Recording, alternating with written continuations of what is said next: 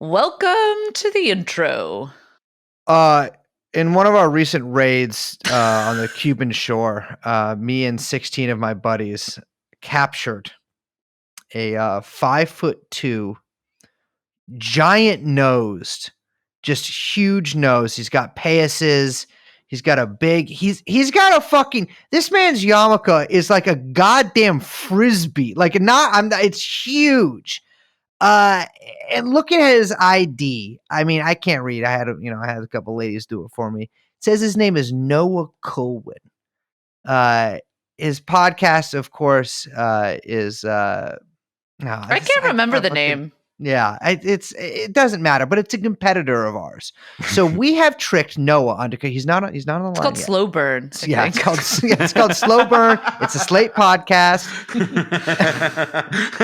But we have tricked Noah Coolwin, or as I like to call him, Noah Fool Lose, into coming onto our fucking podcast, so we can trick him into saying two things. One, Ahmed Chalabi. Fucking fun name to say. Also, probably should have been president. And two, that really lost steam with that one. That you're gay. Jeffrey Epstein. Jeffrey Epstein.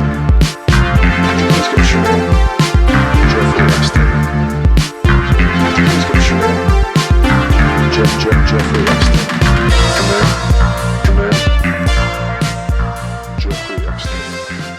All right, we're going to do this really quickly because I feel like there's like 5 segments to this show. My name is Brace. Hi, Brace. I'm Liz. We are joined by producer Yum Chomsky, as always. Welcome. Hello, everyone. This is TrueAnon. We are back. This is not an episode about JFK, although it is slightly JFK related. But that we are going to get to a little bit later in the show. The main meat of the hour. If you will. Okay, don't like you saying that, but okay, proceed. But first, I want to introduce our guest today, Noah. Hello, Noah Colwyn. Everyone knows him. We introduced Noah like 5 times in this episode. I know, it's really funny. We did. We introduced him in the intro. We introduced him in this second intro that we're doing. I really appreciate the second segment, how little but we you didn't think in the people first recognize segment. me. Yeah, he's been on this podcast like 50 times. We could be like, oh, we got the Jewish guy. Yeah, who's I'm sorry. I hear it. Who's that? Look, okay, we have Noah on.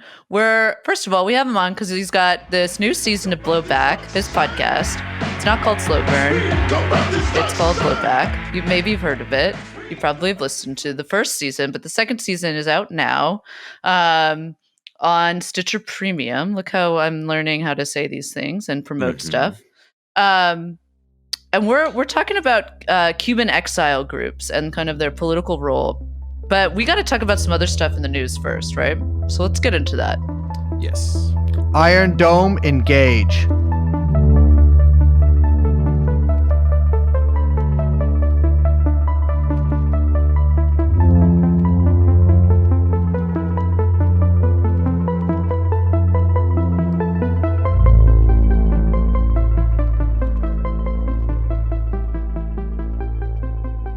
All right, we are welcoming back to the show one of our all-timer guests, Noah Colwyn from Blowback Pod. And we had actually originally brought Noah on to talk about Cuban exile community and all that means. But we are a little bit preempted by the news. We're still going to talk about that. But there is some pretty heavy stuff going on in Israel. And Noah's going to give us a little talk on that, aren't you? Right. So the story that's sort of coming out of Israel and Palestine is that over the past couple weeks, the world attention has been drawn to Sheikh Jarrah, which is a neighborhood in East Jerusalem, and it's a Palestinian neighborhood in East Jerusalem. Yeah. Now, it has been a long-standing policy of the Israeli government to try and winnow down the population of East Jerusalem Palestinians, Arabs, non-Jews, who do not live in places that they want to be contiguous Jewish populations. And what is really, really critical about these evictions is that, this is something that has been going on for years. This is not a new thing. This is something that there was an earlier iteration of anti-occupation activism that was actually called the Sheikh Jarrah Solidarity Movement, with internet, with Israelis and people abroad. But obviously, Palestinians have been fighting this out for years, and it's not just in this neighborhood, but in the neighborhood of Silwan, for example, which is very close to the Temple Mount, which I can talk a little bit more about in a minute. In the neighborhood of Silwan, you have a group called Elad that is like a giant nonprofit that's given special dispensation by the state that, with the support of the Jewish National Fund, the little tin box where people would put their tzedakah, the Jewish National Fund is on the warrant for eviction of Palestinian families in East Jerusalem. In East Jerusalem. And so there is a systematic process by which Palestinians are being removed. And this time of year, Al-Quds Day, it's with the beginning of Ramadan, it's a holy time for Muslims. Jerusalem and Dome of the Rock and Al-Quds, it's the third holiest site in Islam after Mecca and Medina. And I think that we are seeing, as of Monday night when we're recording this episode, we're seeing parts of the Temple Mount and Al-Quds go up in flames. We've seen Israeli soldiers, beat and attack and tear gas people praying, cordon off access, and Israeli crowds chanting Kahanist slogans of, the slogans and songs of a guy so odious and represented a party that was considered too racist to be legal in Israel. So that's like the level in which they're operating. Meanwhile, there are now some rockets coming out of Hamas, coming out of Gaza as well, and Hamas, and this sort of Hamas quote unquote provocation that the Israelis are now using as an excuse to send enormous, aggressive, forceful, responses, just totally disproportionate. Yeah, and already they're I think reporting casualties. Something like 9 children have died in Gaza. I mean, whatever number that we're going to come up with talking about now, it will have gone up by the time this comes out. Absolutely, and the images of blood just spilled all over the steps of Al-Aqsa too. It's just I think what seems a little different about this is that it is, for some reason, people are paying more attention to this. I mean, these sort of atrocities happen every day in Israel or Palestine, rather. Yes and no, because this is where you said earlier, it seems like it's ratcheted up. I mean, the fire at Al-Aqsa and the riots there, historically, the Israeli government, I think, and the Israeli military, they really do view the occupation and the control over Palestinian lives as some sort of balance that has to be maintained. And that has to also be reconciled with the fact that they have this annihilationist, expansionist ideology that, requires the constant acquisition of ancestral land that other people happen to be living on, and did live on in the past, and so on. Yeah, I mean, that video that came out sometime last week of the guy, the porcine sort of man with a New York accent arguing with a woman about how he took her house and it was legal, and if I don't do it, someone else will have done it. I mean, I think that was really you don't often see these videos, especially not in English, of somebody just blatantly telling it like it is there. And totally. I think that's something that for people to keep in mind is that most of this is legal, it's done under the jurisdiction of the Israeli legal system, and these evictions, the Zionist defenders will point out that sometimes they rule in favor of Palestinians, but it'll happen maybe one time out of 20. Well, it's really not even. When those people say things like that, they're not being honest for a couple of reasons. The first of which is that East Jerusalem, where this is happening, is itself a specific and complicated situation because East Jerusalemites are not considered citizens of Israel. And much of they are not politically enfranchised in the same way that Arab citizens of Israel are, but neither do they suffer under they don't live under the same kind of rules of occupation that apply to Palestinians in the West Bank or who live under the blockade in Gaza.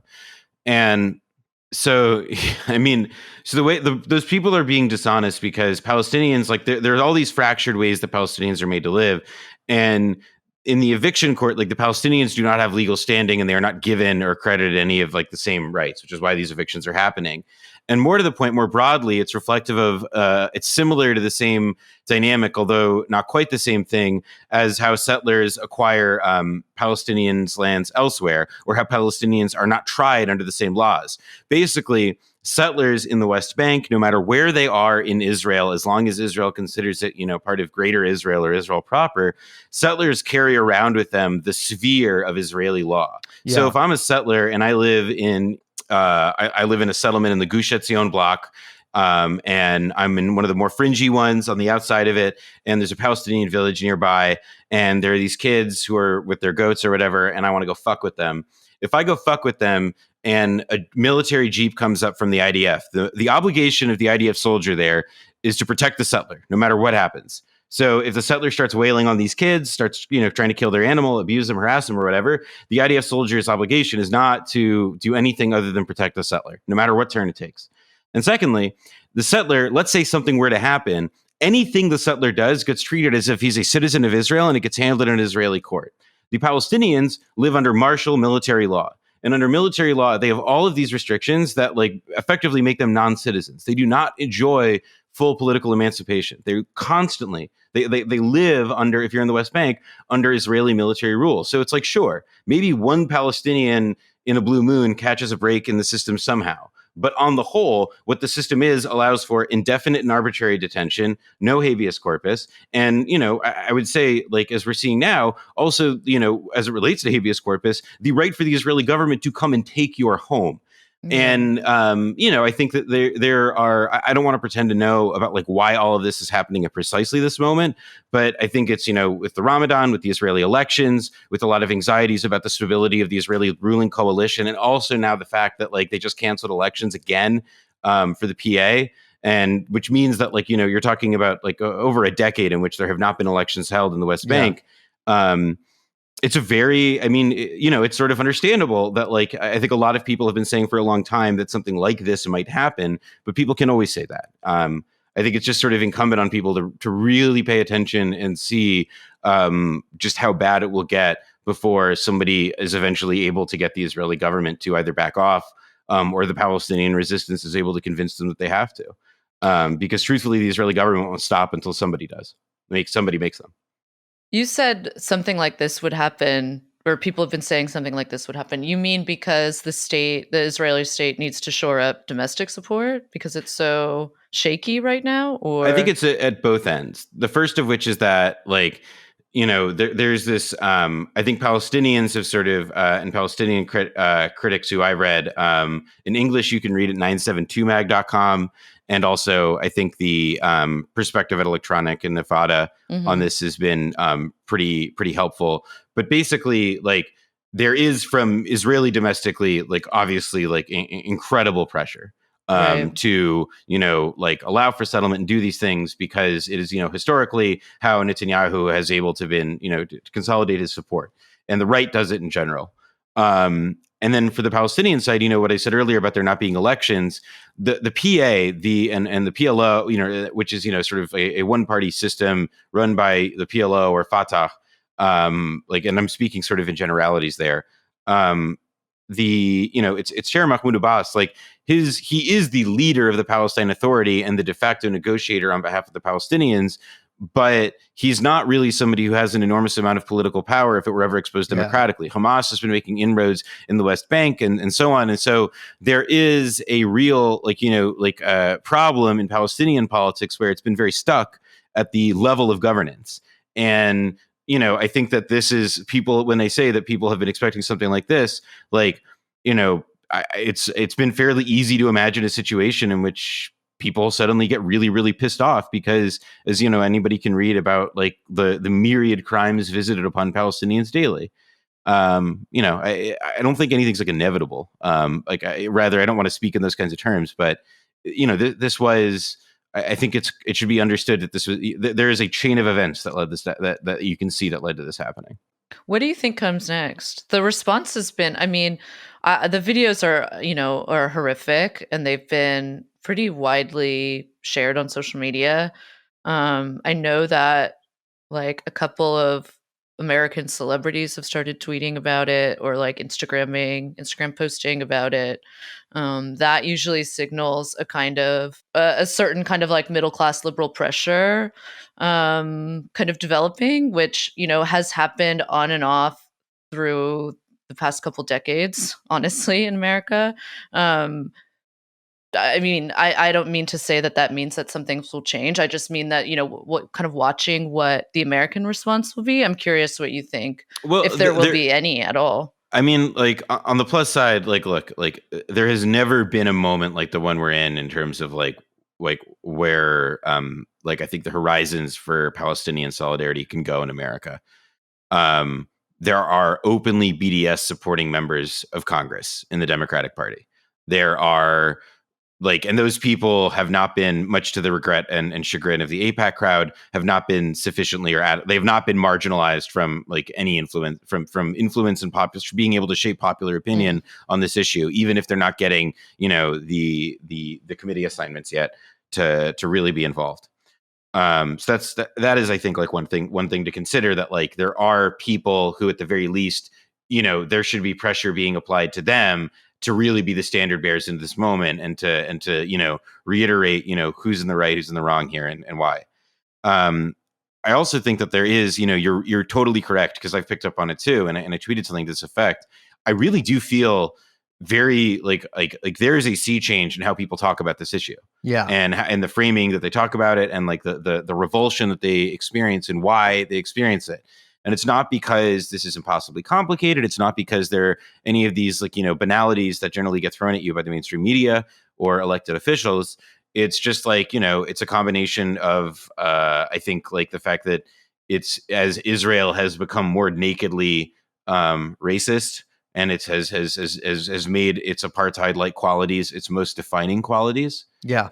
In the international eye, including in the U.S., it becomes that much harder for it to do this kind of thing. I think that this is where, you know, the other interesting like consideration is the fact that Israel now officially has like a public relationship with Saudi Arabia and the UAE and so on. Yeah. And, you know, I'm sure, and maybe you guys have all seen these, but like the videos coming out of Yemen of people marching in solidarity with Palestinians in Jerusalem. And, you know, Saudi Arabia, if you're like a head of Saudi Arabian intelligence, you know, I'm not going to claim to be somebody who is like an expert. I mean, I on, am. Yeah. So, okay. So perhaps, you can tell me if I'm wrong here, but Sure. like, if I'm a Saudi Arabian counterintelligence guy, I'm not exactly looking at this and thinking, gee, Israel is making my life easier as an ally right now. Yeah. And I think that like, it's this a is headache. where, you know, when we do get to the what's next question, it's part of why, like, Israel does not, like, there's not any good way for this to explain it to them. And while when Trump was president, they may have been able to get away with some of it, I don't think that they're going to be able, like, they're going to have to explain it. What the consequences are, how it will yield to something better for Palestinians, I don't know. But the consciousness shift is definitely there. And I think that like the basis for like a real kind of pressure on this issue exists now in a way that just like it has never, at least not in my lifetime, not in my adult lifetime, could ever have been said to exist, at least not in the Oslo era, for sure. I did see an Israeli journalist say something like, we should annihilate or delete, I'm not really sure how the translation actually works out, you know, neighborhoods in Gaza, basically saying we should wipe out entire neighborhoods that like Hamas controls. You know, and people responded sort of, you know, it looked like liberal Israelis were responding like, well, you know, like we shouldn't talk like that. You know, it's just Hamas that's at fault here. And he said something to effect of like, well, what's the worst that could happen? And you know, he's correct. I think, at least in the short term, is that in many ways, Israel can essentially do whatever it wants right now, and nothing there will be no real pressure on it from any outside group. I mean, there is a sea change, I think, or at least the possibility of a sea change in certain segments of the public's opinion. But on the international level, I mean, Israel is essentially free to do as it wishes at any time. This is, I mean, I think that this is where it's like, it's worth also, like, you know, sort of examining like why Israel is allowed to operate within that, and like where is the weak leg on the stool propping them up, and I think that, you know, the moment, like, it's very difficult. It will become, I would not underestimate the capacity for like a real grind of bad headlines and things to change the way that this issue gets talked about. Again, I'm not going to say that like it's going to be something that like translates to concrete policy changes. I mean, this thing is so ongoing. I couldn't even, it would be like really like foolish to even try and speculate it that far ahead. But like when you are looking at, just the immediate way that people are talking about this, and the headlines at CNN and the New York Times probably are going to continue to suck shit. But as far as like how many people get mad about them and how many people understand that when they see these bad headlines that they don't necessarily like jibe with what's going on, like I think people, I am an optimist on that count. Like I think that like the balance, the tide is truly turning in that sense. Well, I think to like Brace's point, I mean, Israel is proof positive of the like ask for forgiveness, not for permission rule, which is like, I do think that you're correct that they can kind of do whatever until scolded. And that seems to be sort of like just the pattern of, the past, God, I don't know. What do we want to say? 10, 15 years, 20 years? As Israeli policy continues to encroach and encroach and encroach. But like, I do want to say, I mean, and then, on the flip side, to Noah's point, I don't know about New York Times headlines and the kind of institutional press and CNN. I'll say that social media has like an absolutely different, a totally different reaction than what you'll see on New York Times. And by social media, I mean like the whole fucking shebang. I mean Twitter, I mean Instagram, which is like the home of middle class liberal America, by the way. YouTube and TikTok are like all fucking over this and sharing this. Like it'll be really interesting to see. I mean, if you're interested in kind of how these narratives end up, like media narratives end up pushing politicians and pushing policy, it'll be really interesting to see the kind of split here and what ends up affecting what. Because I do think that what you're saying about the way that people talk about and frame these issues and kind of tiptoe around the Israeli question has certainly changed in just the past, I don't know, 6 years. Totally. And look, this is like, I mean, as we're recording this episode, like there are new statements coming out from Democratic members of Congress who like have no business putting out statements like this. Yeah, and which is just because like these images are arresting, they're powerful. And I think that, I mean, look, like my initial reaction is that like Israel, even on like a strategic sense, letting things get to this point in the sense of ramping up the evictions, fucking with people around Al-Aqsa and the Dome of the Rock, and truly allowing for Jerusalem Day, as they call it, for their celebration of the reconquest of the old city in 1967. They're I mean, like.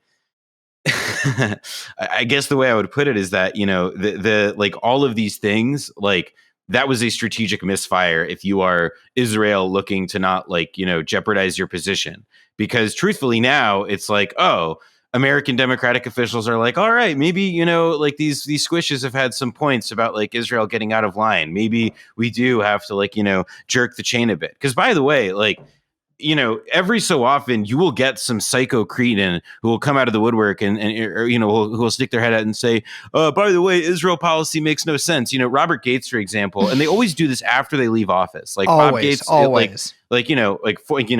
A Bush era CIA, a CIA director, just a Secretary of Defense from end of W. Bush into Obama, a true, as evil a man as gets to draw breath. And even he, I remember, gave an interview or talked to somebody, I think it was like a Bloomberg opinion piece years ago, talking about how it's like, oh yeah, our Israel strategy is terrible. There's a documentary, about all these Israeli generals saying, oh, it's disastrous, so it's bad. All these people know that from a strategic point of view, in the long run, things like what are happening today do not they only make Israel, they drive it, they make it play out the arc of the apartheid story. Right, in totally. all its pain and glory, much more vividly. And I think that, on the one hand, there's obviously an optimistic interpretation, forward reading interpretation of that feels a little bit like that's where it gets speculative in a way that I'm not comfortable with. But what feels totally critical to me is that it's like, okay, like, well, what is the thing from the outside? It's just like enormous international pressure and solidarity that has to be brought to fore. Just like not shutting the fuck up about this, making it like as, night and day, a litmus test for, because like ironically, there's the whole PEP thing in the UK or whatever, progressive except for Palestine. Like there's got to be like an inverse, like there's got to be like an enforcement excessively of this thing because the American left has been so slacking on it. And by the American left, I'm very generously including a lot of people who probably shouldn't be. But I think to your point, like about how all of the policy and the violence, the settlements really take the narrative and the reality of apartheid sort of to its on its course, further on its course. I mean, to me, that it's inexorable. There's no turning back from the way that Israel is. I mean, it has been for so many decades. There has been a line of, and I think that most of the people who think this way, I don't respect and disagree with, but there are a few who I do respect and disagree with. And, who are liberal Zionists in the true sense, who believe that like there can be a Jewish state for the Jews and a Palestinian state for the Palestinians, and that it can broadly be constructed along like the 1967 borders and so on and so on. And like, that has been like in theory, it was never really a particularly great prospect for the basis of diplomatic negotiation. And in practice, it became cover for the Israeli government to ramp up the settler enterprise. So it's like we have to not look at the sort of like failure of the two-state solution and these sort of false dreams of making Israel work. We have to look at, well, what has actually happened.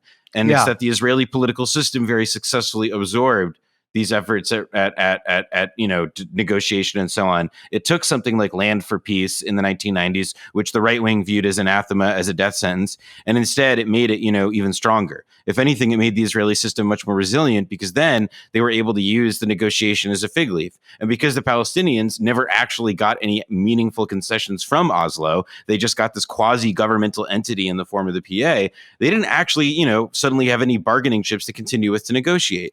And gradually, the strategic importance of the Palestinian struggle, vis-a-vis the Arab world, like it, I think it's totally very diminished. I mean, yeah, and I think that it's very. I want to be careful when I say that because I think that a lot of people, particularly white leftists, are very blasé when they say that, and are speaking something into reality by referring it to it that way, as we are now seeing unfold. But I do think that like there is like a degree to which like the Oslo process, it's not a degree, it is the Oslo process fundamentally, as many Palestinian critics and especially like Edward Said or Rashid Khalidi have pointed out over the years, this was its effect and realistically its design. It was an amazing temporary solution to something that like definitionally cannot have a permanent one that is not either the complete genocide of the Palestinians or a one state reality, which is something that requires, by the way, that is not the end of a conversation. That's the beginning of a conversation. Yeah, absolutely. It's a real act of moral imagination and daring. Yeah, I would say too, to people who, still sort of somehow they do it. I don't know. I don't know if I could find the moral headspace to do this myself, even if I was getting paid to. But to defend Israel as something other than it is, because I see that a lot from its defenders. Israel as like an idea rather than Israel as a reality. And like to that, I want to say like there is no other Israel. Like there is the Israel of today, and there is the Israel that is doing these things, and there's the Israel that takes land, that kills people, that bombs houses and kills little babies. Like there isn't a second, moral hidden Israel that to be uncovered behind that. And I think it's apartheid really is like the perfect term for it. And you can really just substitute. This is what I always do. You can just substitute Israel with apartheid era South Africa in any conversation you have. And you can make the exact same points. And on the flip of that, any defenders of Israel too. I mean, just even a lot of their defenses of it echo the defenses that people made about South Africa. And this is what's important, because people will say like, well, hold on. In South Africa, it was about race, and like there they had like it was all about race, and it's not about race here. And it's like, you're right, it's not about race. What it's about is like being a Jew. And being a Jew in the eyes of the Israeli state, and being a Jew, and not being a Palestinian. And if we remove from a second, I think, like the version of what apartheid was that has been told to us, which is a very, very narrowly, like kind of skin color discrimination oriented version of it that doesn't take into account the extremely dense and complex legal edifice that was meant to support it. You have a version of it in Israel, and arguably it's one that is way more effective. It certainly lasted longer in a formal as a formal arrangement. Yeah. And I think I mean, I hate to say it, but it's almost like, what is there more to say? I'm really just sort of keeping tabs on what's unfolding right now, and simply just hoping for the best. I want to just, before we wrap up, I just want to echo something that you said, Noah, which is that to conceive of the one state solution is the beginning of a conversation, not the end. And that I think there's a real kind of like, I don't know, like, I'd say moral and ethical, like, or like a shrugging off or a shirking of one's own kind of like moral and ethical compass that comes with, not thinking through what a one state solution means. Do you know, like, it takes a lot of courage to talk about a one state solution, because what it means is like actually envisioning a just and equal society, irrespective of what exists now, and actually in a total like after a total like demolishing of what exists now, and I think that your point about how people hide behind the two-state solution as a way, and how, in the case of the Oslo Accords, how that was used as a way to kind of denature in a lot of ways the kind of what existed of the Palestinian movement at the time. These things kind of coexist, right? And I would just, like you said, dare people to start like proudly affirming that there needs to be a one state solution, right? Yes. That there is no ethical or political or equitable balkanization that can happen. And that includes the like continued establishment of the fascist state. And there is also, I think, a real kind of important thing here, which is that it's, this is why, like, 60 years ago and 50 years ago, they, in a much more serious way than is discussed now, there were a lot of debates about Zionism and racism that were sort of viewed as Cold War proxies, and, like a bunch of Arab states trampling on the memory of the Holocaust. And there are certainly nuances in the debate. But as far as like, sort of divining, like, what you're describing, which is, this kind of like, like the broader, like intellectual and ideological formation that prevents people from, like seeing the possibilities of a one state solution. Like, I'm serious. Like, you have to think really hard. What is it that so rigidly presents people from thinking, I got to live in a country with one man, one vote? Shucks. Like, that's a hard, like, how do you get somebody to think that? That's a lot of fucking ideology. Scientists in America are still working on it. And I think, to me, it's, it sort of just goes to show that, like, you have to, it's why this stuff was debated so many decades ago, and why these debates about what Zionism was, in a sense, had a lot more political public salience, because it was really dangerous. Because if you got people to really consider what the fucking stakes were, it would lead you to some conclusions that would be pretty, as some might say, politically inconvenient. Yes, absolutely. And I think that there's, at least speaking as a Jew here, and as a Jew sort of with broadly left-wing opinions, you could say, my progenitors, my forefathers on the left, actually had quite a lot of cowardice when it came to this issue. And I think that cowardice kind of has continued up until and including the present day. And I think when it comes to Palestine, like, there really is, I mean, especially like as a Jew, that there is zero room for cowardice, and there's zero room for like fence walking, prevaricating. Like there's quite a lot of it. And when you do that, when you sort of walk the line and, try to take this really even-handed approach, I think that opens up room for what we've seen today, and what we've seen for the past, however many decades. That's one thing that really heartens me is I see a lot of people. I mean, obviously I was not around. I mean, I'm 31. I was not around during, when these, great debates were happening. And those debates do seem settled. And I think in a way, it's kind of good that they're settled, because now that there is no confusion, am I a Zionist? Do I believe in Israel? Like, should I make Aliyah or whatever and try to work for this betterment of the state? That is settled. That is done. That is in the fucking ground. Absolutely not, and it's been settled to me from the cowardice and from the prevaricating of people that came before me. And for that, and for nothing else, I can thank them. Because thank you, sniveling for fathers, for teaching me how to stand upright. Thank you, fucking New Republic and all these goddamn fucking every fucking magazine that I saw Marty Peretz once. Oh, where at a gallows? No, Tel Aviv. Really? Yeah. Incredible. I've told the story elsewhere, but I did see him, and he was walking with a very handsome younger guy. 14, 16? 15? Not that young, definitely like legal, but like, definitely not in Marty Peretz's age range. If you know what I'm saying. And with that, let's start the show.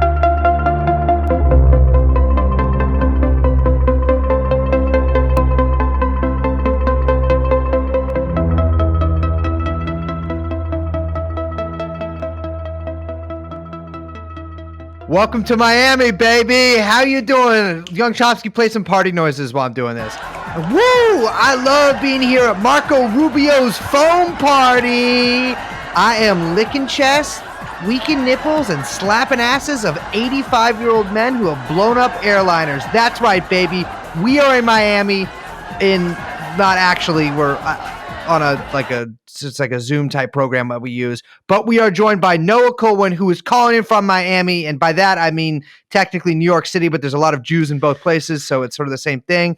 Welcome to the show, Noah. How you doing, baby?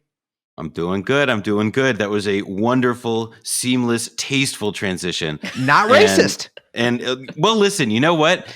That's what we're working with. Mazel tov. I was good. homophobic technically, but it's not. I would that's go. Not racist. Yeah, that's not racist. It's exactly. And so you're we're gay. Good. So yeah, there we go. Yeah. We are here. We are bringing you here to the show to talk about one of my favorite pressure groups, and I mean, I might as well be a freaking chiropractor. I love pressure groups so much.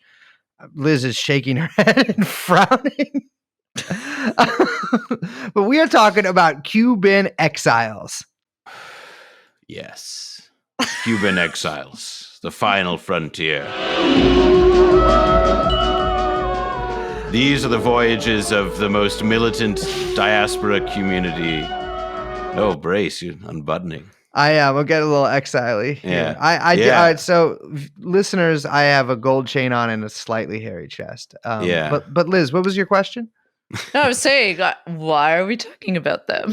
Oh, I think, yeah. Well, I mean, my guess is, as the guy you asked to come talk about it, is because I have a show that talks about them in some measure, and also because Cuban exiles are a fascinating and wildly influential group of people who, in varying forms, as organized by the American government and in relation to the American government, have been linked to some really spectacular and terrifying events of the last half century.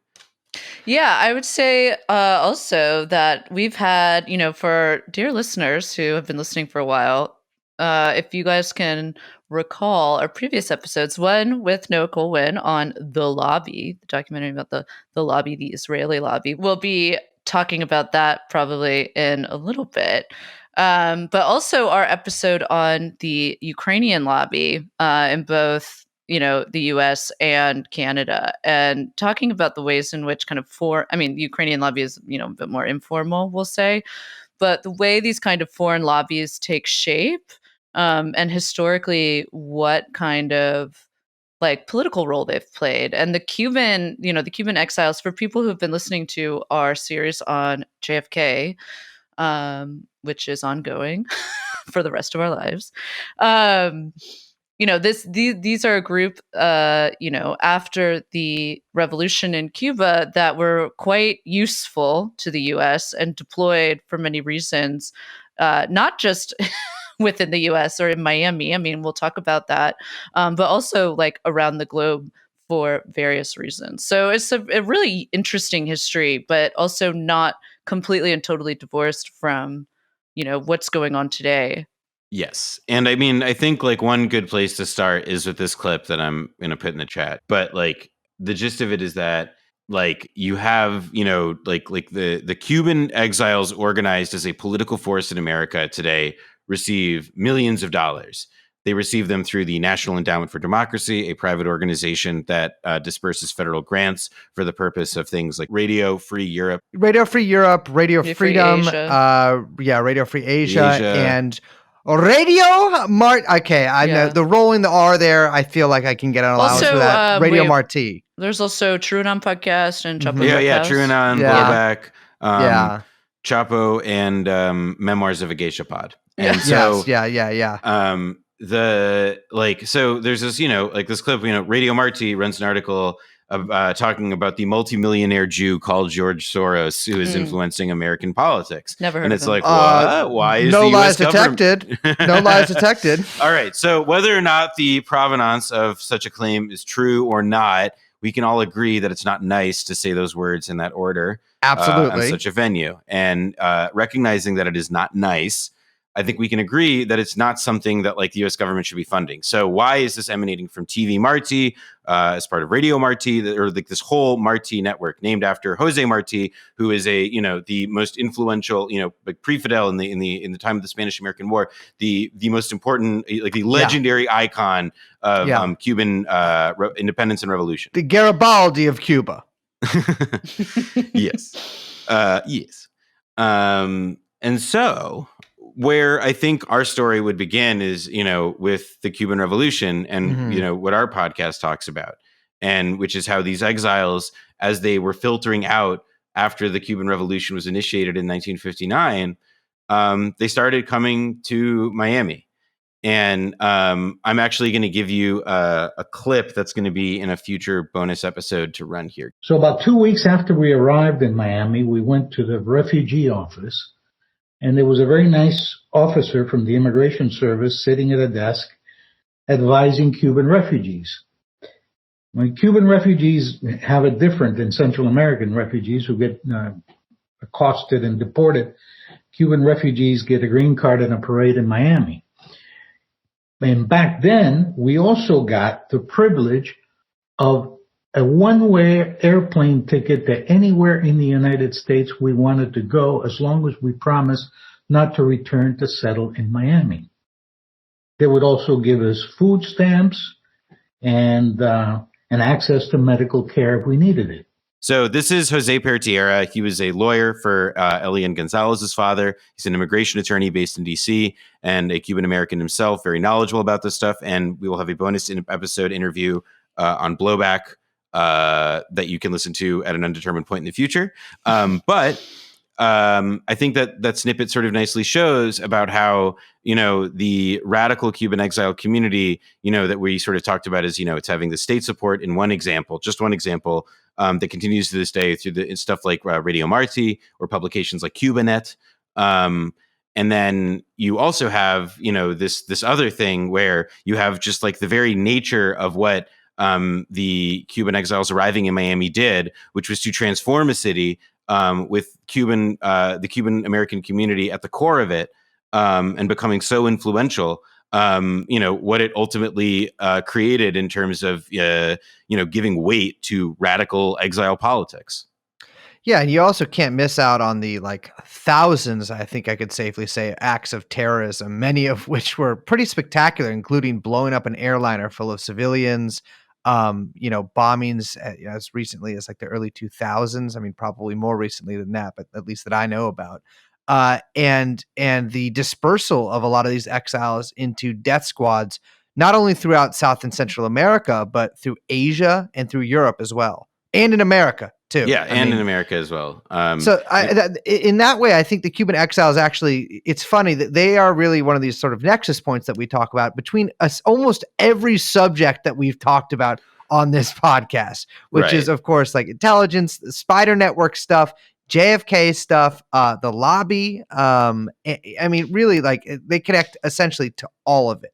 I think in broad strokes, sort of like the history as it sort of can relate to our story is that, the Cuban exiles and the people who mostly came to America at the outset of the Cuban Revolution were the people who had connections to America and the most reasons to come, which is a dynamic that we describe in the show. And when those exiles get to Miami, they are immediately accommodated by the American government. Yeah. And so from the very get-go, there are, counter-revolutionary training camps that are set up. There are, there are multiple counter-revolutionary groups that are made active and that receive clandestine funding. And immediately, sabotage and terror campaign efforts begin. And so simultaneously, you also have, especially with the Bay of Pigs invasion, the development of a political front, that supposedly represents, this umbrella group, the Frente, later called the Cuban Revolutionary Council, that is, like the figurehead of this community. And so there is a defined group of people who are affiliated with these political entities, associations that endure later into the decade, that are used for, from the get-go, terrorism, sabotage, assassinations, and all sorts of things that the American government is doing to Cuba, and will later do elsewhere, but not necessarily with the same public seal of approval that they had in operating against Castro. Yeah, I mean, something that gets mentioned with a lot of the, and that you touched on there with a lot of the JFK stuff, is just how many fucking training camps there were set up in the late 50s, early 60s, and throughout the 60s for Cuban exiles. I mean, it seems like everywhere throughout the Florida marshes, there seems to be 15 guys with M1 Garand shooting at, cutouts of Castro. I mean, they had him in New Orleans. It's sort of stupendous. These guys had money and they had a lot of heavy weaponry. No, like we mentioned in the show, it's basically bases, base camps that were set up all along the Gulf, which were used, obviously as training camps, but also way stations as, gun running and drug running, continued into Central and South America, all along those lines. I mean, these are also the guys that pop up again, in Iran-Contra. It's all the same guys. And in Watergate as well. Absolutely. And these are, these are, I'm not a believer in the great man theory of history, but in terms of a specific group of people, it's the Cubans, they're a great group. Well, so to take a few names out of a hat, let's say, to give the listeners an idea of who we're talking about here, because not all Cuban exiles and not all Cuban Americans. However, Orlando Bosch, Antonio Veciana, Luis Posada Carriles. These are some of the names of people who are openly acknowledged terrorists and who, with the support of the United States government, were responsible for acts of terrorism as varied as the detonation of, a bomb aboard an airplane, killing, dozens of innocents, as well as the killing of Orlando Letelier later on in the late 70s, a Chilean former diplomat whom Cuban exiles like Orlando Bosch helped arrange to have killed in a car bomb in Washington, D.C. at the behest of Pinochet. Yeah, and I mean, we talked about that in our Permanent Uncle episode, or one of our Permanent Uncle episodes. I mean, at that point, the Cuban exiles were working for DINA, the intelligence agency of Chile, with Michael Townley, and they were also dispatched to Europe to shoot a general as well. And did not go well. Gaten Fonzi, the JFK investigator, has a great bit about how, Antonio Veciana was, who was the head of Alpha 66, one of the violent anti-Castro and anti-Cuban revolutionary exile groups. Veciana had Treasury Department pay stubs for a job at USAID that paid him in the six figures while he was working in South America, I believe in Bolivia, as, a military advisor. And there was an entire network, these people truly were dispersed everywhere. And these names come up repeatedly also later on because as the 60s and the 70s and the era of terrorism sort of at its heyday at least kind of gives way to the 1980s, these people become more involved in some of the scandals that you've already talked about on your episodes of the show. And the flavor of what the influential, the Cuba lobby looks like starts to change. Mm-hmm. And that especially can be dated to the founding of the Cuban American National Foundation in 1981 at the outset of the Reagan years. Yeah, it's interesting because, and this is something that Ben brought up in one of our episodes about JFK, and it's an interesting way to kind of think about this time period where, 64 up through, up through, I would say, I guess, into the inauguration of Reagan, is this really, really tumultuous time in American history, for a lot of reasons.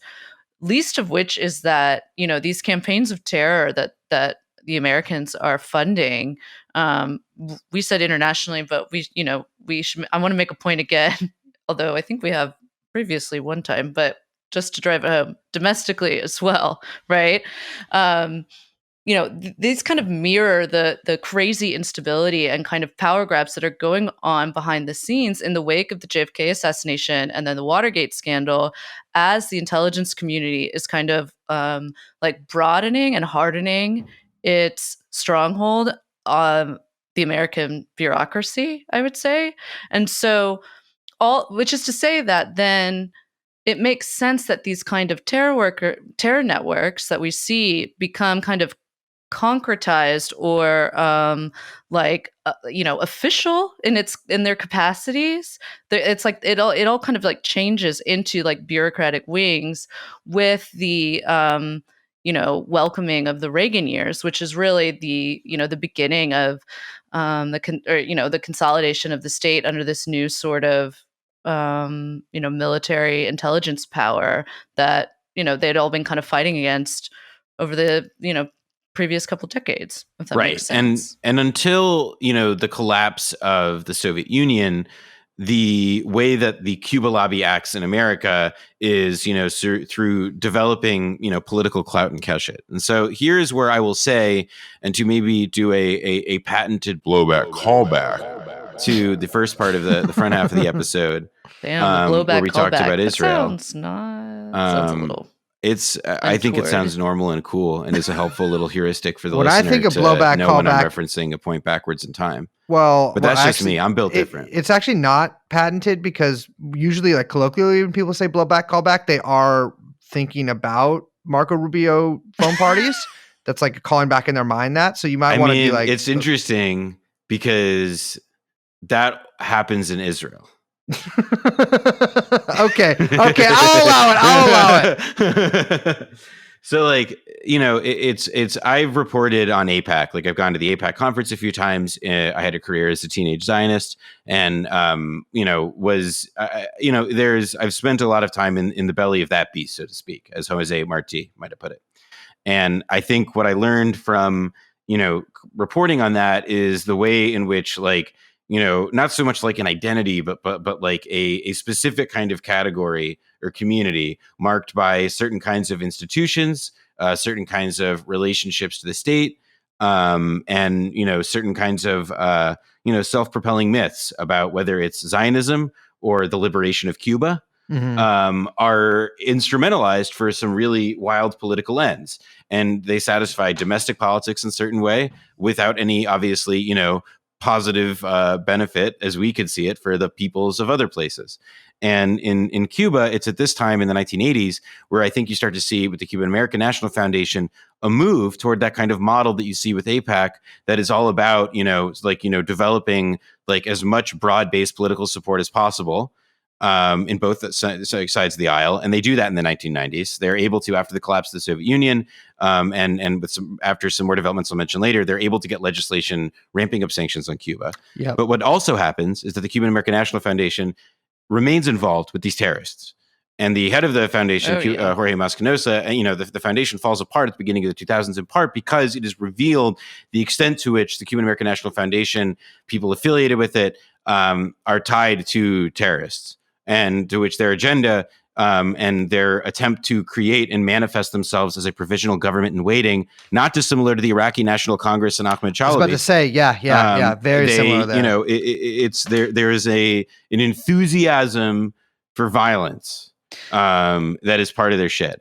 And I guess the only reason you don't see it with AIPAC and the Israel lobby, I would say, is because they have the IDF. So there's no reason. To be a little bit blunt about it. But yeah, I think that's sort of where I see those two models kind of converge in an interesting way. Can you explain a little bit the provisional government in waiting?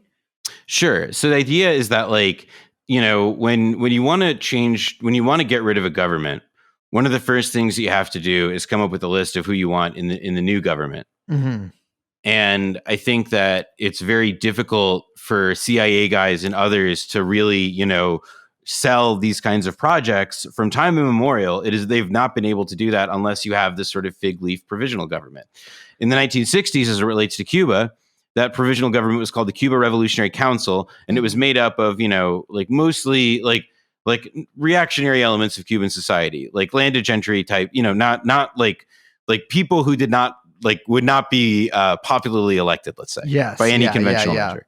And then, in Iraq prior to 2003, people like Ahmed Chalabi in the Iraqi National Congress were used, they were represented as an influential exile group that supposedly spoke for Iraqi interests at home and abroad, when in reality, obviously, it was a group that meant to serve the interests of Ahmed Chalabi and the CIA to the extent that it was, able to help, the Bush administration develop the case for war. And so now, and elsewhere, as it applies to the Cuban American National Foundation, and as we are beginning to see, but really not that developed a sense yet in the Biden era, because the Obama normalization stuff kind of changed the dynamic of this a bit, and made it very difficult for the hardcore Cuba lobby to be open in the way that it used to be.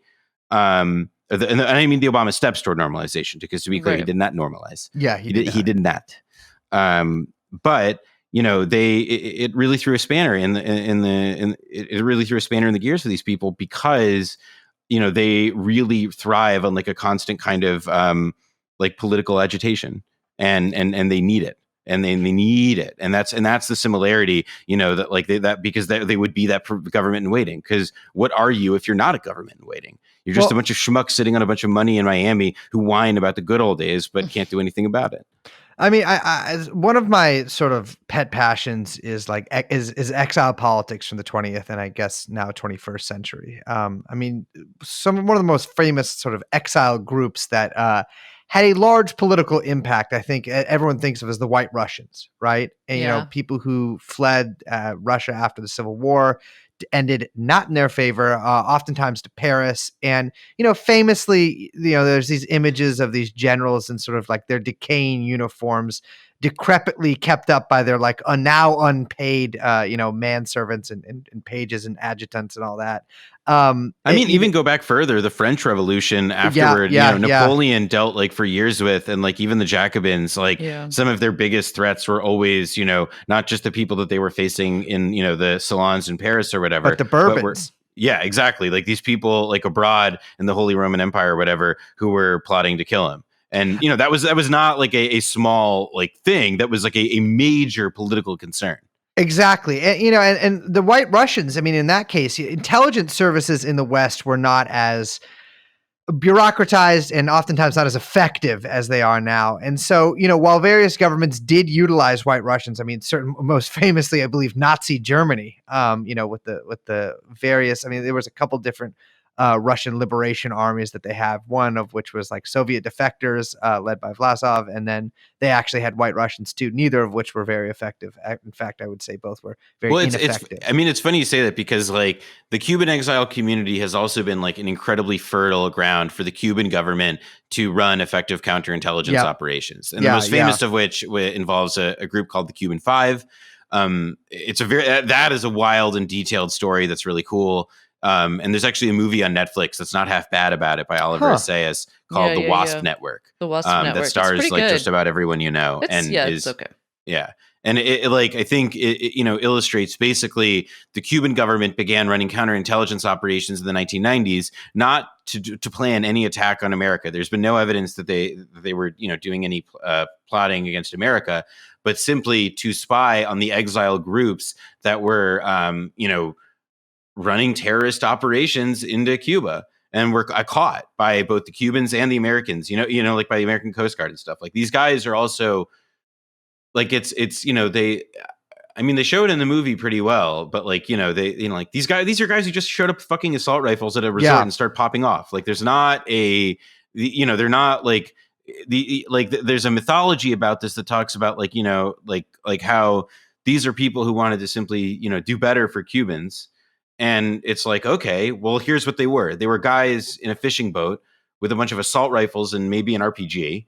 And what they wanted to do was hurt enough people at a tourist resort so that people wouldn't feel safe going to Cuba. Yes. And 100% the plan. And in one instance, using a using someone they recruited from El Salvador, they, were able to, execute a string of hotel bombings that resulted in the death of an Italian tourist. And 11 pretty bad injuries too. Oh my God! I mean, it was a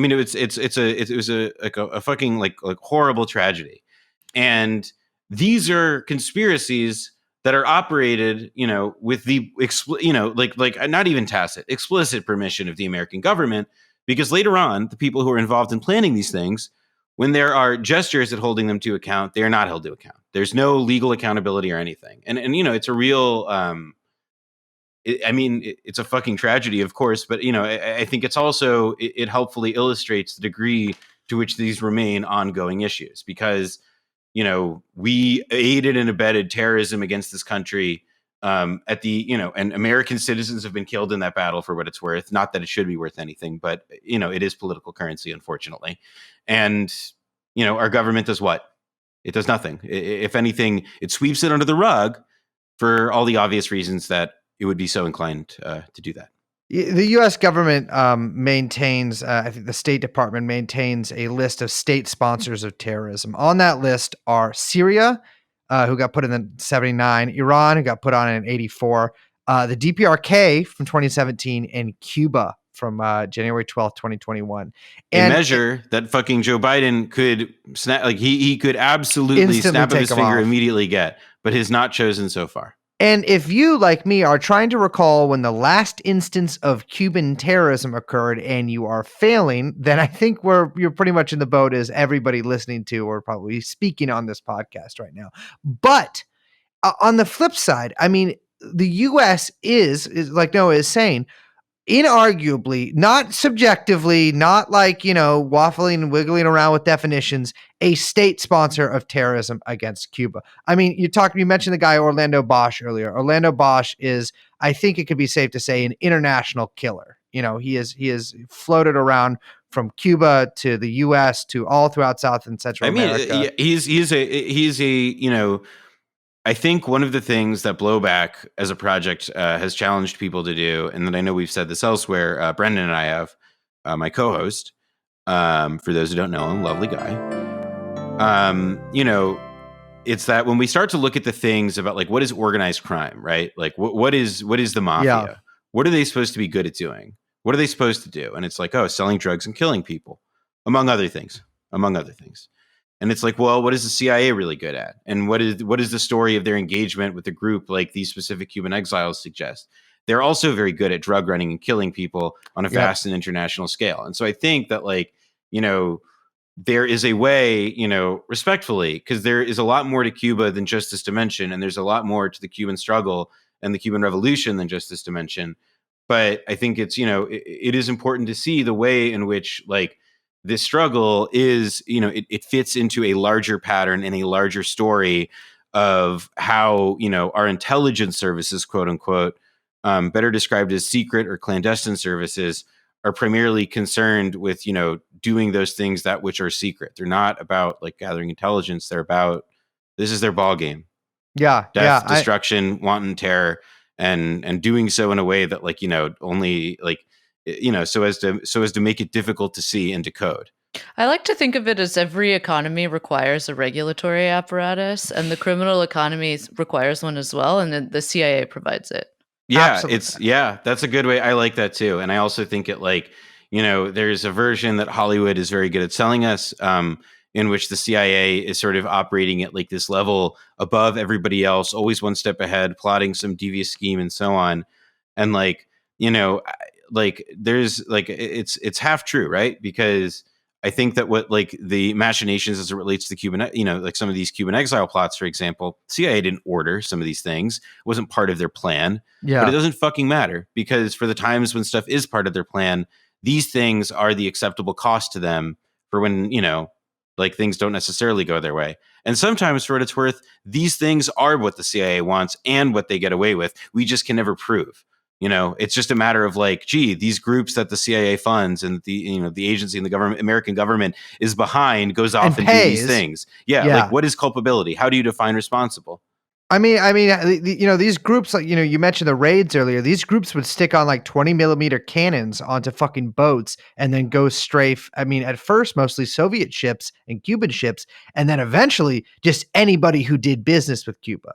Absolutely. And that is really like, I mean, we're talking about essentially two parts of, kind of a binary apparatus here. You have the underground, and really only semi-underground parts, the terrorist organizations, and then you have their lobbying arms, Mhm. and they're both arms on the same body. I'm not saying that they both serve the same purpose or like that they have the same goals, but they're not connected. It's literally they're connected. They're the exact same people. There's no difference between them. I mean, they are, oftentimes the people in part of these lobbying organizations are veterans of some of these terrorist acts, and they have close, really, really close relationships with a lot of politicians too. I mean, you always hear come election time, well, you can't go too far to this, left thing because Florida and the Cubans will vote against you, which, I mean, they're going to vote against you no matter what. But that guy we're talking about, Orlando Bosch. I mean, Claude Kirk, who was the fucking Republican governor of Florida, said, "When I think of free men seeking a homeland, I think of Dr. Bosch." This is a human being who, in his quest as a free man in seeking his homeland, helped put a bomb on an airliner that killed something like 75 civilians. I mean, these people are fucking sick, and they have these, they have these political arms that function in very similar ways to the political arms of like you're saying, the Israelis, and then like we talked about with Moss Robeson, like the Ukrainians, and it's sort of astounding how much influence that these guys actually do have, and it's talked about in sort of this vague general way, but it really does exist. I think too, like something that often goes unremarked on with this history is that in addition to the kind of outright funding of these like terrorist groups and kind of like, creating these base camps and these intelligence camps throughout the Gulf and primarily in Miami, is that the kind of like secondary effects of having those organizations down there is there's just an additional so much money flooding into these like expat communities. And so it's developing a kind of like its own sort of nouveau kind of middle class lifestyle among these neighborhoods that then as the kind of these programs lapse or change or get moved and some of this money gets moved around, it almost like has this cascading effect of creating reactionary politics among the communities, like as these kind of like domino effects. Do you know what I'm getting at? And so when people talk about the kind of like, the Cuban populations in Miami and the kind of local politics and whatever, these are like decades of work that the U.S. government has put in to kind of creating the kind of like soft lobbying of the kind of like middle class and waning middle class, working class neighborhoods, but also along with the kind of more official kind of like government facing capacity of these lobbying groups. I would say that like the most important element of the war on Cuba has been and remains what has been in place since the beginning of 1962, which is the American embargo on trade. And it's, like Cuba is not allowed to do business with America. It's not allowed to do business with American allies, which after the collapse of the Soviet Union is an increasingly large chunk of the world. On top of that, it's I think that the embargo is the sort of spiritual embodiment and is able to accomplish a hell of a lot that Cuban terrorism is no longer needed for in the same open way. And so, if there is anything I would want to go out on, or at least like emphasize with like finality as like the thing that is like the war on Cuba crystallized and advanced further, it's what the embargo is. And that like, if there is a thing to be done, and there is like a counter message to what the Cuba the worst elements the Cuba lobby put out, it's to say end the embargo, because the process of ending the embargo and beginning to treat Cuba just like any other country, which were the steps that Obama began. He showed that it's feasible. Like, it doesn't fucking matter. Like, Joe Biden won without Florida. Like, who cares? The political benefits of normalization will eventually accrue. It's common sense. Blah blah blah. And it sort of is a good litmus test, because I think that also, if somebody doesn't want to end the embargo, then what the fuck do they want? Yeah. Like I couldn't imagine, like whatever they tell you, it's not good. I couldn't imagine.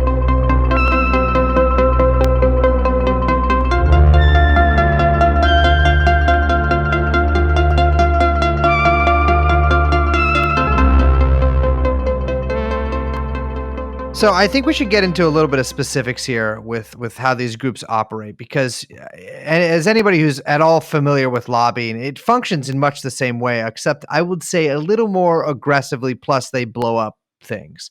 But I think I think it deserves a little bit further going into. So what these groups do is, I mean, in much the same way that it looks like, or that Israeli pro-Israel groups force you to take the ultimate, most maximalist pro-Israel position. These Cuban pressure groups force people. I mean, and force is actually the absolute wrong word to use there. What they do is they pay you, or they threaten you with withholding votes or whatever, or they or donating to your opponent to take the most anti-Cuba position, most pro-blockade position, most pro-regime change position that you could possibly take, and they seem to be pretty effective at that. Yeah, I mean, I think that there's also, it's these things are also, it's important not to frame it so that it seems like it's just a pretty like it's a quid pro quo or anything. Yeah, because it's also that, like not dissimilar to AIPAC and the Israel lobby, these things are able to act as kind of regulating forces that jibe with, like, America's broader, like, like strategic interest. Maintaining the embargo on Cuba is, bad and dumb policy, and like, one could argue against America's strategic interest or not, but it definitely isn't against America's strategic interest in people who use that term like really seriously and unironically. Yeah. Is like, the fact that, like, the war on Cuba and the constant militancy of that bloc absolutely is great for the share prices of every defense contractor, and it absolutely affirms that, like, for people who have a broader, like, whose anti-communist ideology has graduated into something even more nefarious and all-encompassing, it's another fight for them and another front line. And the longer they're able to keep that front open, the more and more the thing can continue to exist, such that, like, I mean, fuck, like, the Israel lobby eventually has, it doesn't, at a certain point, its influence only reveals itself in these really rare circumstances when it has to. It's, these things work invisibly if they're good, and they have been very good and effective. So, like, in Florida, for example, the mayor of Miami is this really, like, he's a true. We're big fans of him on TrueAnon. Hold up. Actually, I'm going to request young Chomsky, just as a little, let's say, presaging the future, classic little Jewish Talmudic magic here. I feel like we're going to need a special sound for when we mention this man. Because he, at least in my hoping, he'll come up quite a lot of this What's his name again? Francis Suarez. Damn. Yes. So, like, he's basically, the Miami mayor is it's not. It's like a fake mayor. Yeah, exactly. It's not like because he has, like, a full-time job. Yeah. No, but it also just is, like, kind of a fake, because it's a South Beach mayor, right? Yeah, so They he's have their own- and he's also a Republican. He's just big time party man, crypto mayor. Yes, I mean, that's like his whole, like, his Instagrams about COVID were really fucking awful. I remember, like, he did one of those, but, like, he, so he and Bob Menendez, who is the head of the Foreign Relations Committee in the Senate. Menendez is a particularly like odious guy. Yeah, he's Cuban American himself. He is from northern New Jersey.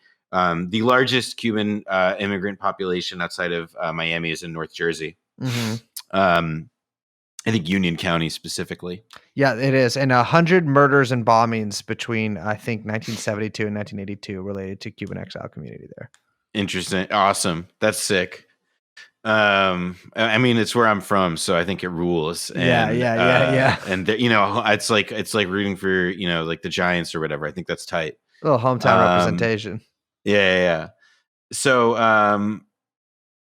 Menendez is, he's in charge of, he is in a similar position to the one that he had in the 1990s, where he was also calling the shots on Cuba policy in a lot of ways in the Senate. And he then, as he is now, able, I think, like he is pretty clearly the choke point, federally speaking, in terms of progress on this issue.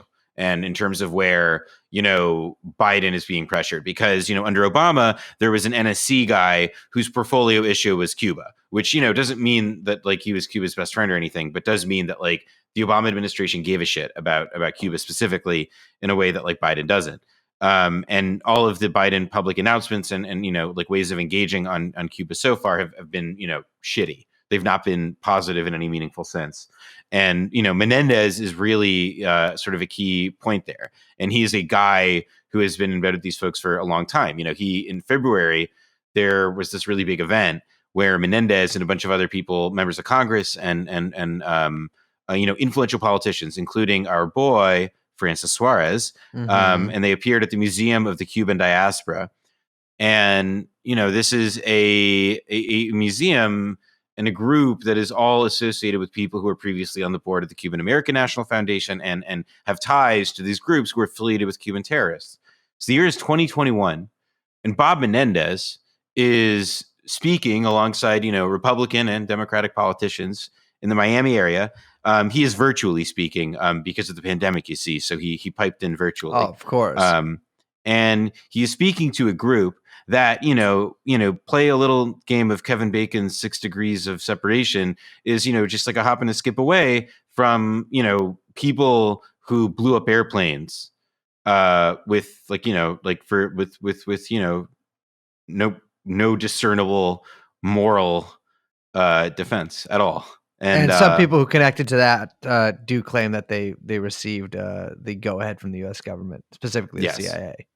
Yes, which is only worth taking with a grain of salt, because it's like, if you were them, I mean, wouldn't you say that? Yeah. Oh, yeah. We had a guy in like a big hat say this to me. Yeah, I know. That's the thing that's so astounding. Is like, I mean, this is not some, this is not.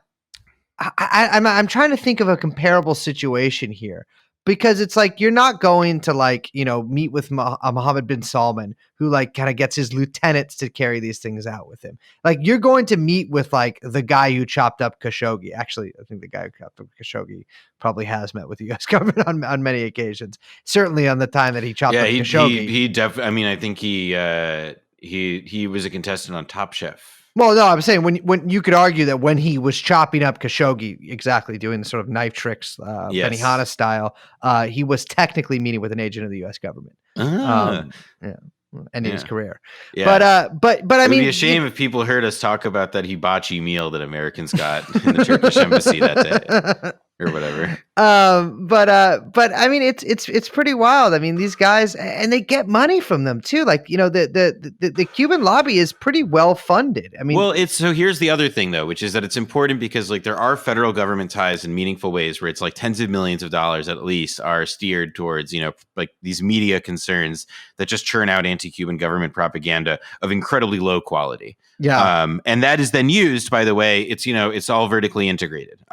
Because then, the Biden administration in March releases the State Department white paper that is, lo and behold, filled with all these, reports of gross human rights violations in Cuba that are sourced largely from, publications and outlets that receive American government funding, like the National Endowment for Democracy. And so it's like, oh, cool. It's like, by the way, that white paper was compiled by the Trump, in the Trump administration and the Trump era, but it was the Biden administration that chose to release it. So, there is, again, if we are looking at the decisions that are being made, we are seeing the influence of this lobby's actions. And how we are able, like, I don't think it's as easily identifiable as the Israel lobby because it hasn't had to be as public in the same way.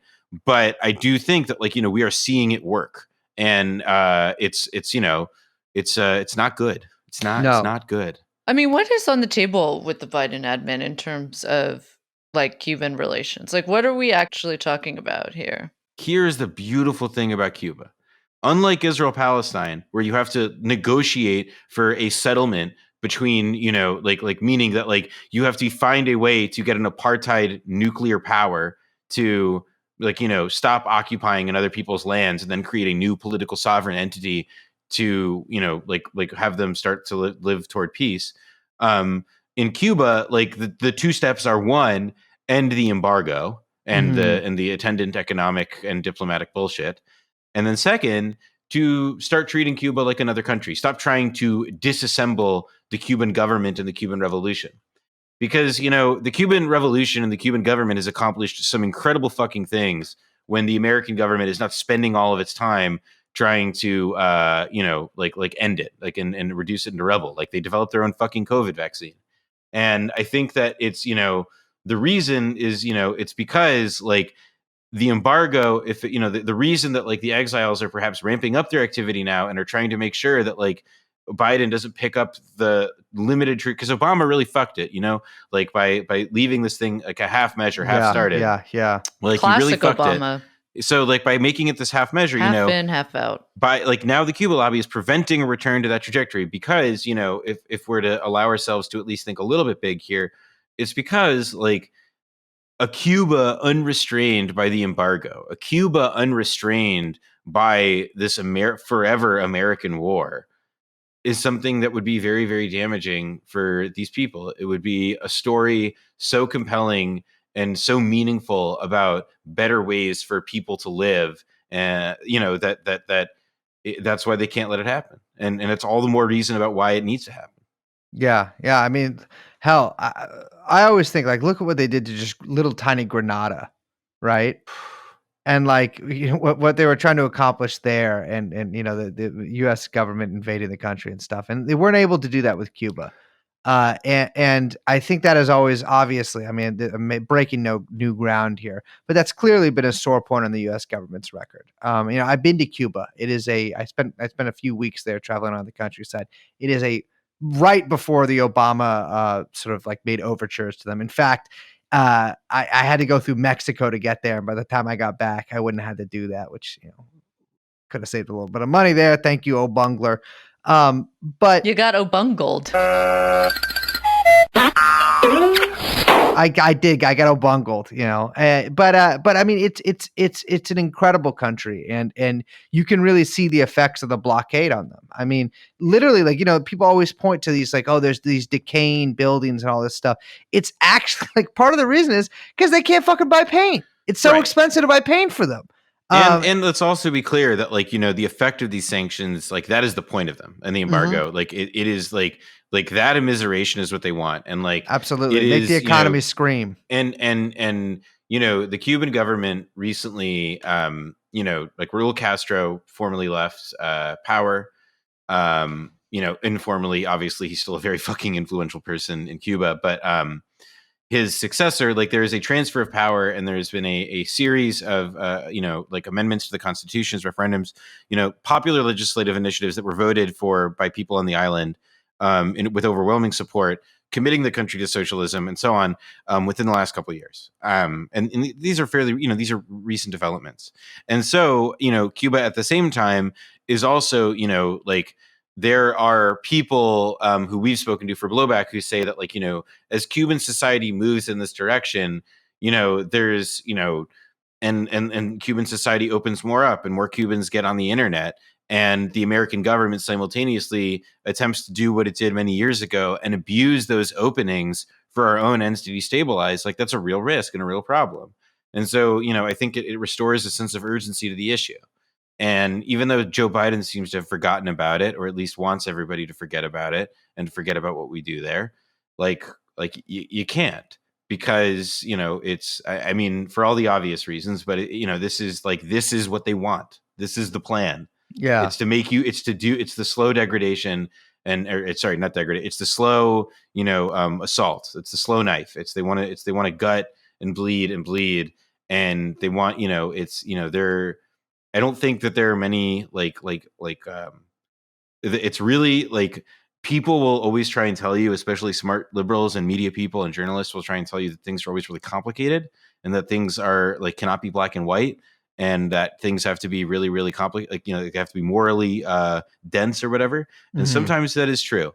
But most often when they're telling you that, and especially when it comes to issues like this, it's because it's just like they want you to forget just how obviously fucked up and stupid the thing is. And like the more and more obvious it is, the more and more asinine the defenses have to become. And so, you know, like try and remember that, I guess, the next time you open the newspaper.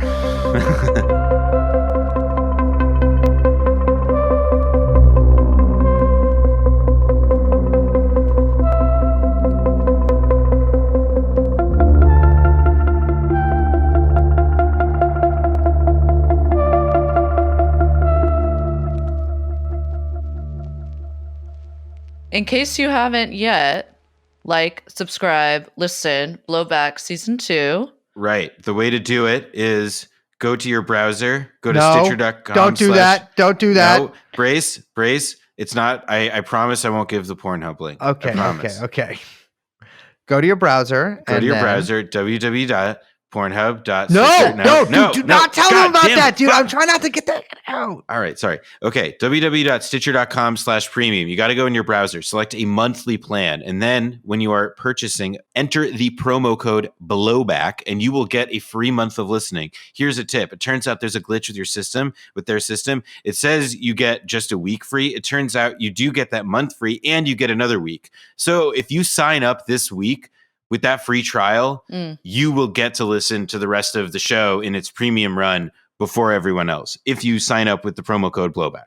And if you right sign now. up with that promo code, we're so excited to announce that TrueAnon is going to be matching those signups with donations to the Cuban American National Foundation. Mm-hmm. Oh, amazing. They're going to be so happy to hear that when I go tell them after this. Yeah. I wasn't paying attention for most of the episode, but I do like Cuba, and I feel like a Cuban American thing is pretty cool. Like, I'm American. Yeah, it's I like like friendship. Cuba. Exactly. Listen. So Because that's what this is all about. yeah. Friendship. We're trying to build fucking bridges here. A bridge from Yes. fucking Miami to Cuba. Because here's the fucking thing. Let me rap at you fucking losers real quick. There is one. Forget the Cuban Revolution.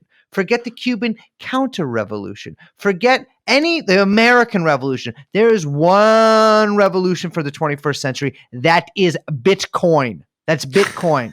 And so here today on TrueAnon Podcast, I would like to announce something.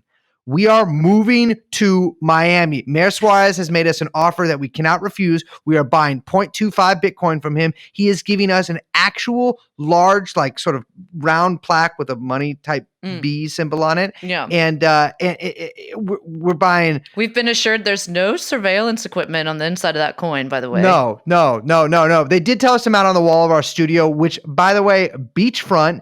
And Liz and I bought a little timeshare, although I didn't tell her I also bought the other time for the timeshare, and I'm going to leave a big mess that she has to clean up. But yeah, so the future, you will be like, oh, why is the audio quality so bad? Because we're recording on fucking jet skis. Fuck you. Yeah. Also, the podcast exclusively through the Ethereum network. Exactly. You literally can't listen to it because it costs so much money to access every episode. You can't listen to it because it only exists on the blockchain. Hey, it's an NFP. Yeah. No fucking penis. Ha ha ha ha ha. Nice fucking podcast, man. We are proud to be sponsored by Mayor Suarez. We are proud to be sponsored by the Cuban National Foundation. We are proud to be sponsored by Castle Bank and Michael Townley. White Castle. White and Castle. APAC. Let's not forget APAC. that. We are sponsored by the IDF. We're sponsored by that picture of, where like Hitler's meeting the alien. The guy who took that photo is also donating quite a lot of money to sponsor the podcast. I'm telling you, we are sponsored the fuck up right now. Yes, the first ever image of an alien, like a gray alien smoking weed. Mm-hmm. Also, someone did tell me that dolphins are just evolved or devolved gray aliens. And so guess what's in Miami? The fucking dolphins. So fuck you. Bitcoin Posadism. Mm-hmm. My name is Brace. I'm Liz. I'm Noah. We are joined, of course, by the top Cuban DJ. The guy, you remember all those fucking stories about how they're bringing Cuban rap, like the CIA is like, making inroads with Cuban rappers or the NED, whatever, USAID, all the fucking same thing. Yeah. Young Chomsky was actually the DJ they had on the ones and twos there. So that's combining a couple of my greatest passions, which is Latinx, rap music, and Young Chomsky. And so we're a podcast called TrueAnon. We'll see you next time. Bye-bye. Jeffrey Epstein. Jeffrey Epstein.